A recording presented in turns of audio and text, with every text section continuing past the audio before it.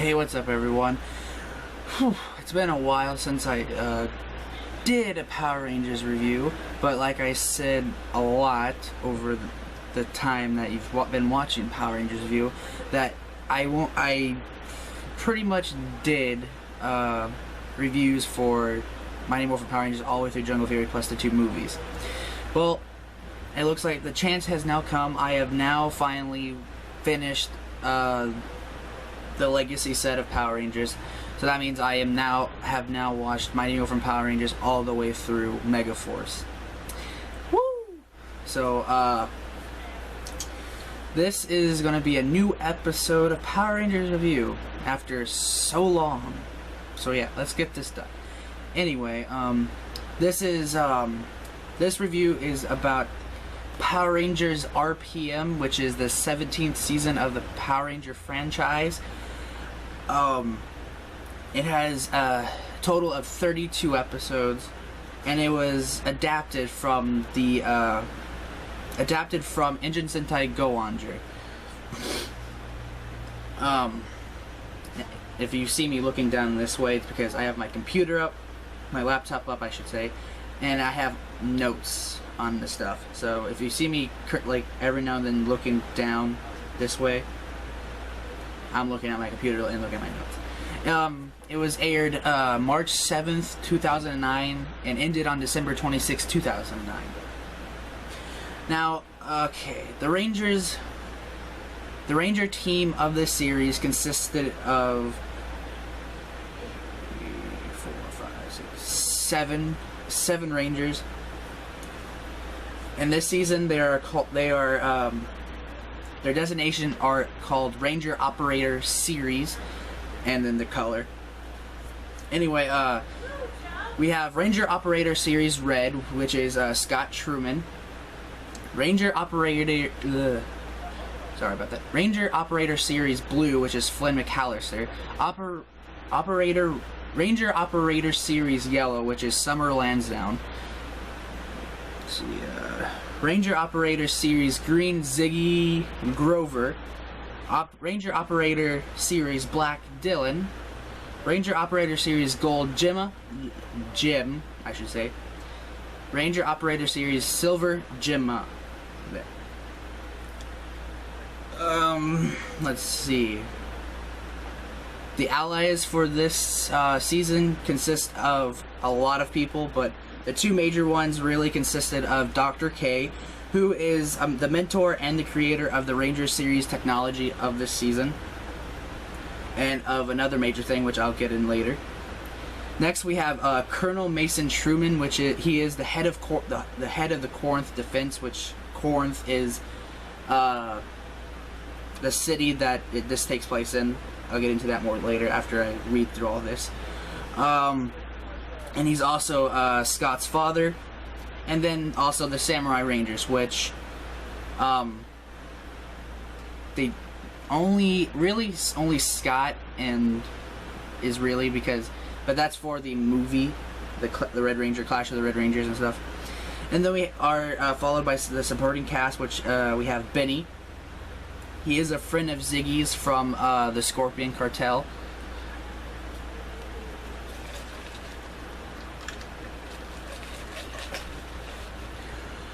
Then we have Mr. McAllister, which he is a mechanic and also Flynn's father. We have Corporal Hicks, who serves under Colonel Truman. Vasquez, which is a female officer who works for Colonel Truman.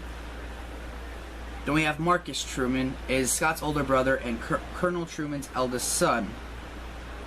Then we have the villains of the season, which is known as the Venjix computer virus or network.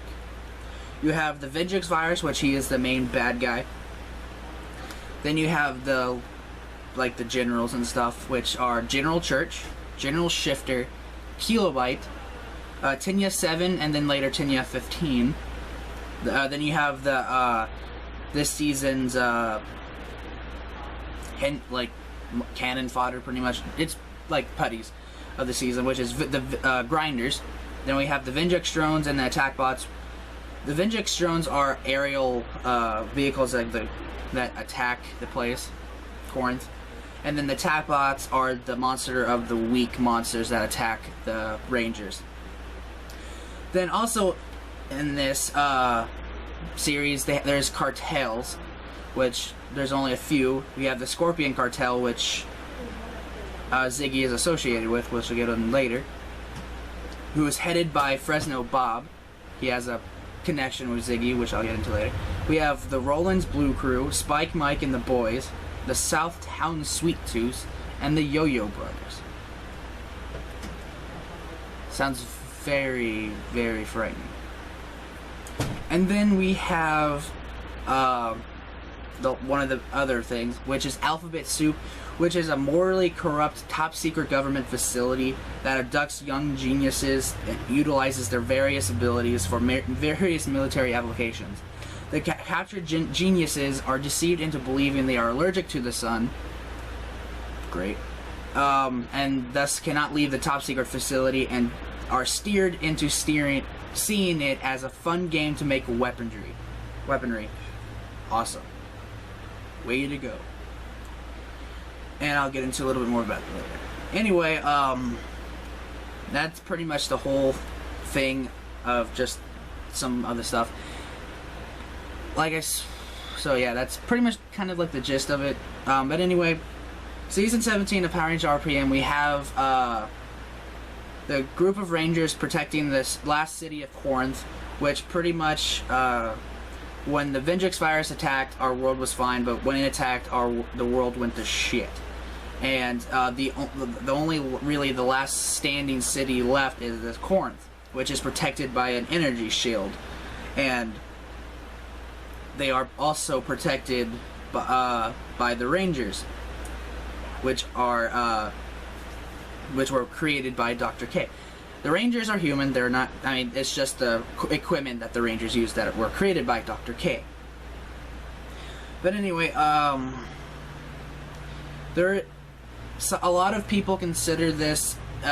It is you would pretty much consider this season in an alternate world, because if you look at it, it kind of makes no sense, because in this season, the entire world is just ravaged by the Vendrix virus. And then when season 18 comes along, everything's fine. So a lot of people believe it's in an alternate reality, which I would possibly believe. And then some people think it might be the future, but which would, I don't know. We have those theories. This was my first time seeing RPM. When it first came out on TV, I never got the chance to actually see it. I was going to watch it, but for some reason I think we lost the channel that had the show on it, so I never got the chance to watch the RPM season. And the same thing goes for Samurai and Super Samurai. And then it was just recently that I was able to see Mega Force, Super Mega Force, and then as of right now, most of Dino Charge, which is great. Most of that, it believes, the reasoning behind the missing of RPM, Samurai, and Super Samurai is because I missed getting it recorded, and for like a year or so we didn't have TV. It's because we shut that off. We had to because we needed money and stuff. But anyway, after that, when we finally got our TV back, then that's when I was able to finally watch Mega Force and Super Mega Force, and so on. But this is like I said, this was my first time watching it, and I really enjoyed it. It was just like you probably guys should know by now, there is hardly anything I don't hate, and with Power Rangers, that is one of the exceptions. That's one of the things I can't hate, and it was just a really good show. I mean, that's how I feel. I just really enjoy Power Rangers. And anyway, with the characters, out of the 3, 5, 6, out of the 7 Rangers, I did enjoy most characters, some characters more than others. We'll start off with Scott. Scott, like I said, his father is Colonel Mason Truman, who is the head of the Corinth City Defenses. He also has an older brother, which is Marcus Truman. But prior to in the first episode, it does like a little initial thing on how everything started, and it shows that in the line of battle, Scott's older brother Marcus fell. His jet was shot down, and he died pretty much. It was, and I don't know. Out of all the seven characters, I really enjoyed. Scott was okay, but I say a lot. You probably have already noticed that. But anyway,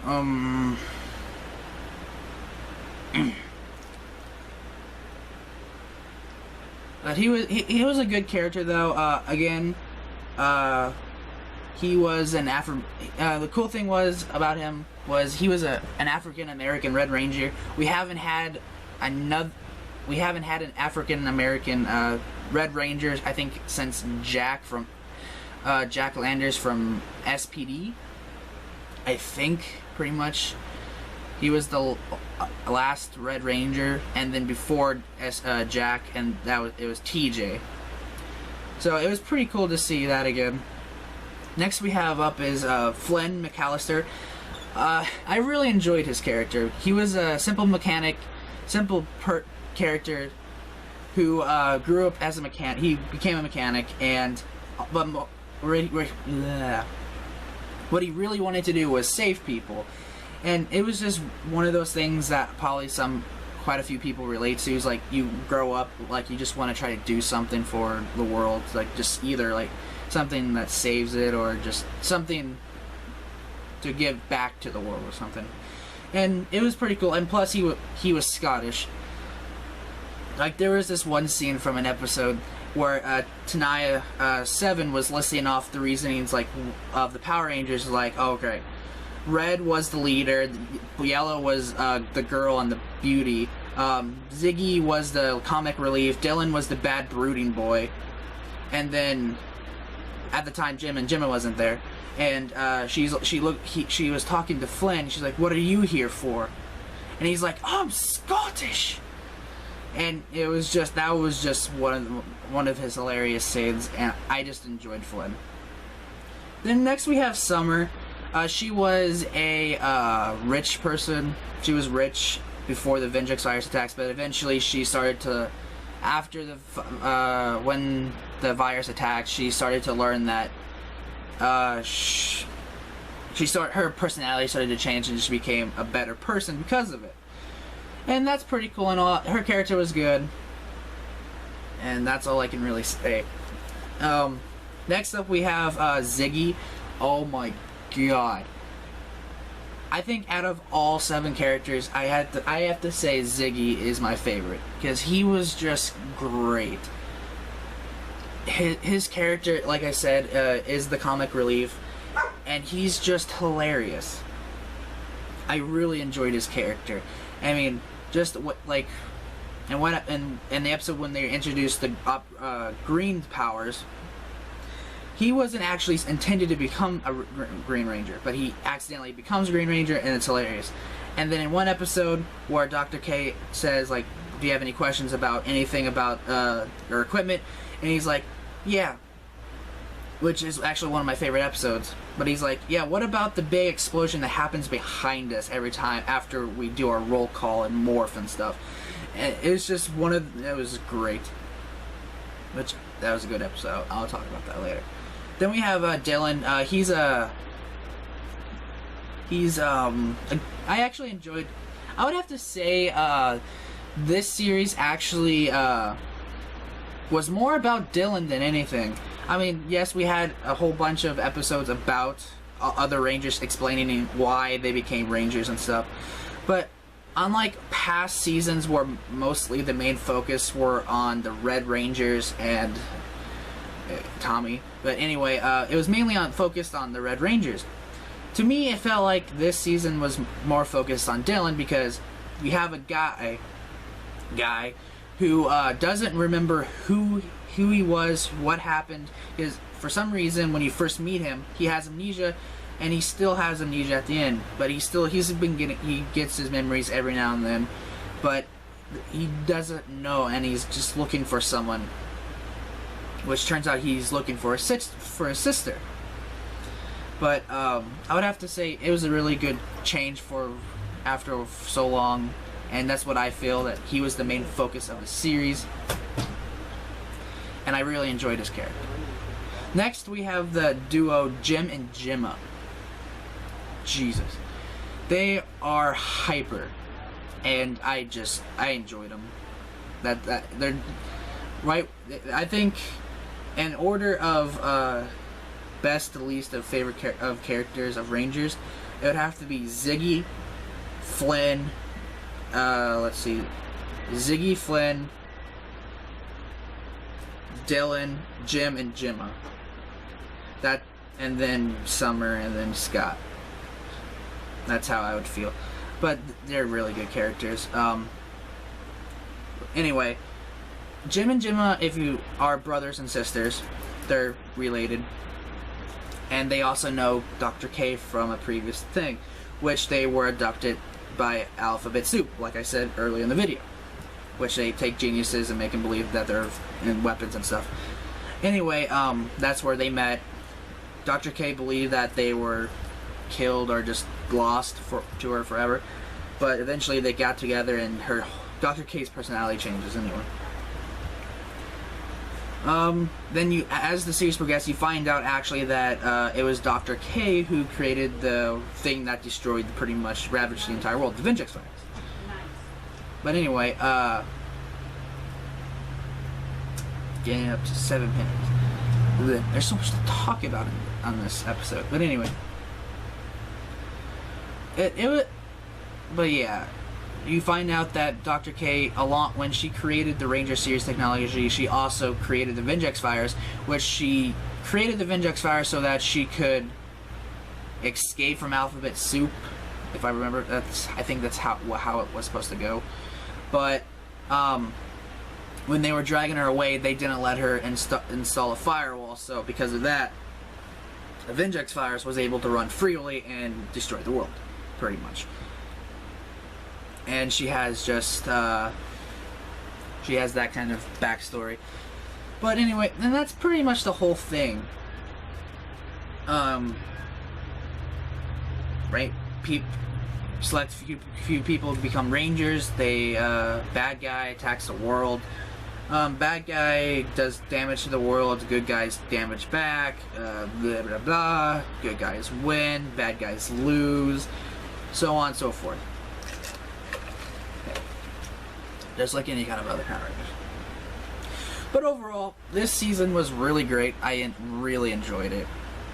And like I said earlier, there's this one episode where Dr. K excuse me, opens the floor to where they can ask any questions they want. And it was a really great episode because it pretty much they ask questions regarding some questions that fans has been wondering themselves for years, and the answers that she gives them actually kind of make sense, except for the first one. Well, anyway, Scott's question is, what's with the big freaking googly eyes on the Zords? Which yeah, I mean, but Dr. K is like, oh, those are not eyes, they're visual receptors so you can see and stuff. But I'm just thinking, but isn't that how eyes work? It's supposed to help the Megazords and stuff. I'm just thinking, but isn't that how eyes is supposed to work? I'm eating gummy worms. Sour gummy worms.